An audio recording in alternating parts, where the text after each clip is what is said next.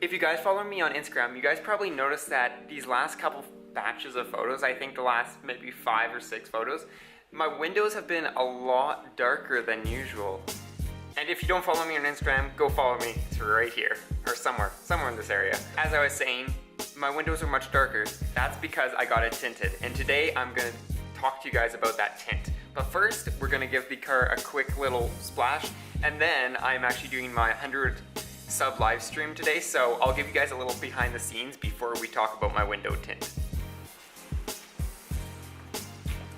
I thought I would take this time before the live stream and before I do the complete video to answer some questions that I think everyone's probably going to be asking in the comments, so I thought I'd answer them now.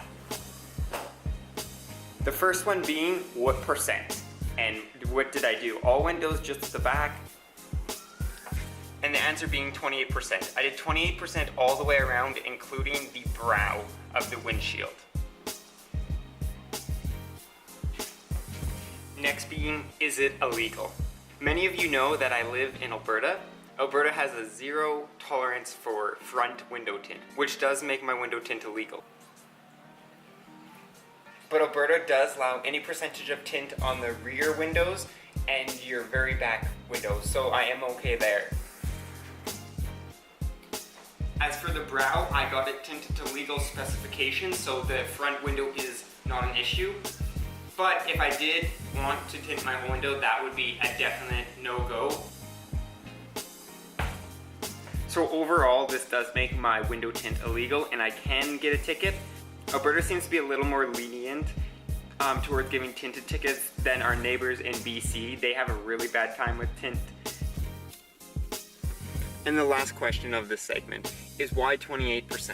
Well, I wanted to actually go 25%, but the people who do the tint, they do 2 different lines, the signature and then just the basic. I went with the signature because it has a lifetime warranty, so they only have 28% in that film, so I did have to go 28%. But the reason I was going that range is because I didn't want it too dark for driving. And how well does it look? If it's too light, it's gonna look just kind of smoky, which it's alright, but it's not my favorite. I wanted it to have a nice blacked out look, but not being completely useless. Say hello to the live stream, guys. So if any of you are watching the channel right now, you guys were in the live stream, so thank you. Six people, 4 thumbs up. And this is my setup. So we got my mic, my ghetto rigged camera, which is my webcam right now, and my racing wheel and pedals down there. Let's see if I can drift with one hand. It's probably not going to go well. The game we are playing on the live stream is Assetto Corsa, so if you guys want to check that out, it's definitely modified. I can't put it in gear with one hand. It's got some mods. This map is called the Drift Playground, and we were using, I think it's no problem, zip tie gangs, car pack, and I think there's Rad Bull and a couple other things, but that's what we're using.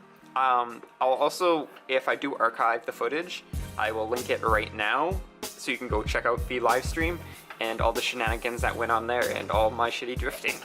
Now back to the video, my tint.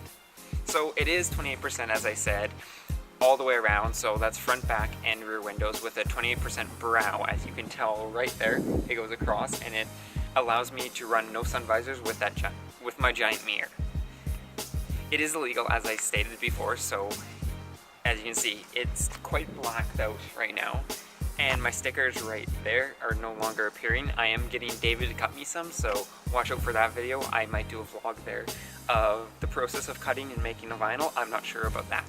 Now for the details. I got it tinted at Shadow Place in Calgary. It's one of the bigger tint shops. They do a lot of vinyl wrap and protection coating like 3M. They do a lot of tinting with exotics. I seen actually a GT3S there. I seen a couple Subarus. And if I was to get my front end filmed with 3M, it'd be from them. As I said, I did get the signature, so it is a lifetime warranty. And if anything happens, like it starts to bubble or whatever, or if none of the bubbles did disappear, they actually all did disappear, they would replace it no cost. I also did get the shaved windows, so it goes right to the very edge of my window, and I did that mainly because you guys know I have frameless windows. Included in the lifetime warranty is any fading against purple, so if you guys seen that purple tint on some of the really old Corollas and stuff, that is because the sun has faded the smoked to a purple, and they also will replace that with the lifetime warranty. Before any of you guys ask, no, I haven't got any tickets. There's so many vehicles that are now tinted in Alberta that is just like a thing that they don't really care about, and mine's not tinted that badly. But let's go take a closer look. Keep in mind it is after sunset, so it will appear much darker than it appears right now. You can see how clean the car is, but if you look at the tint, it almost looks blacked out. And that's about 28, that is a 28% tint, because I have no other film on it, so that's purely 28%. If you can look at some angles, you can see that you can kind of see it, but not too bad. You can also see that my black decals appear to almost disappear just because it is.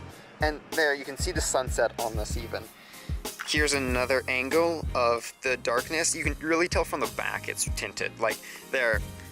It also makes the reflection really dark, so there we go. And that is also really dark. Let's go inside and look.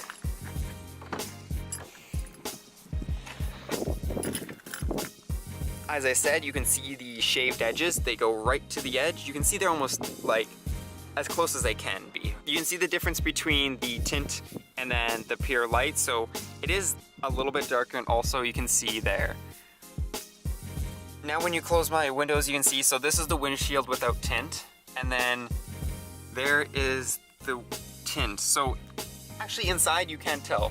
Like honestly, I've drove it at night, no issues. Now that you see the inside and how it looks, 28% tint isn't too bad. It's probably as far as I would go for daily driving, just due to the legalities, and also the fact that at night it does have a little bit of difference. But you could have possibly went with the 18%. I'm not sure how it would have worked with night. And below that would have been the 5% limo tint, which there was no go.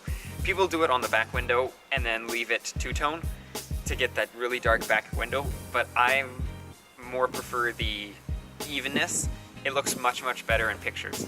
So overall, I got the tint for thermal, so in the summer it's nice and cool, or cooler.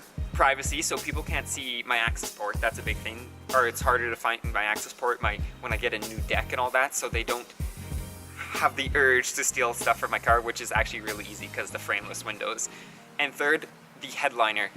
Major factor was I didn't want to bleach the headliner right away with the sun and the UV rays, because that would have caused me to redo it, even though I do have a plan to redo it in the future, probably when I rebuild my whole car.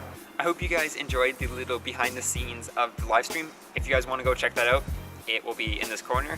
I will have edited the little parts that not edited, but I'll take out the front half where we were trying to get everything working. We did have some issues with that, but overall the stream went really well.